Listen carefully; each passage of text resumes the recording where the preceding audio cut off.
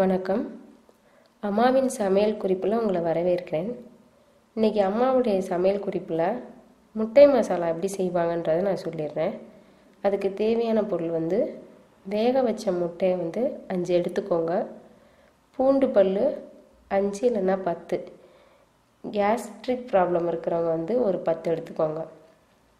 சீரகம் கொஞ்சம், மிளகு 1 ஸ்பூனு, மஞ்சத்தூள் 1 ஸ்பூனு, உப்பு கொஞ்சம், எண்ணெய் தேவையான அளவு.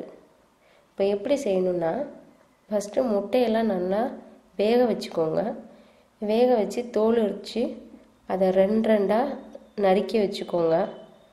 அப்புறம் இந்த பூண்டு, சீரகம், மிளகு, மஞ்சத்தூள், உப்பு இது எல்லாத்தையுமே லேசாக தட்டியாச்சும் இல்லைன்னா மிக்சியில் ஒரு சுற்று அரைச்சி அதை வச்சுக்கோங்க.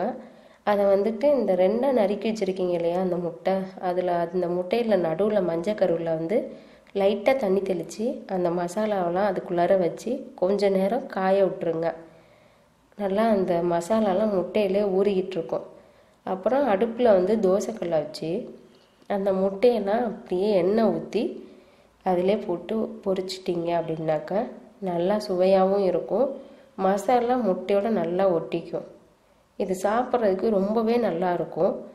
நீங்கள் சாதாரணமாக பச்சை முட்டையை சாப்பிட்றதுக்கு பதிலாக, அதாவது வேக வச்ச முட்டையை சாப்பிட்றதுக்கு பதிலாக இந்த மாதிரி முட்டை மசாலா செஞ்சு சாப்பிட்டிங்கனாக்கா ரொம்பவே நல்லாயிருக்கும். கேஸ் ட்ரபிள் ப்ராப்ளம் இருக்கிறவங்க கூட அதை சாப்பிட்லாம். நீங்கள் சாப்பிட்டுட்டு எப்படி இருக்குன்ட்டு செஞ்சு பார்த்துட்டு சொல்லுங்கள்.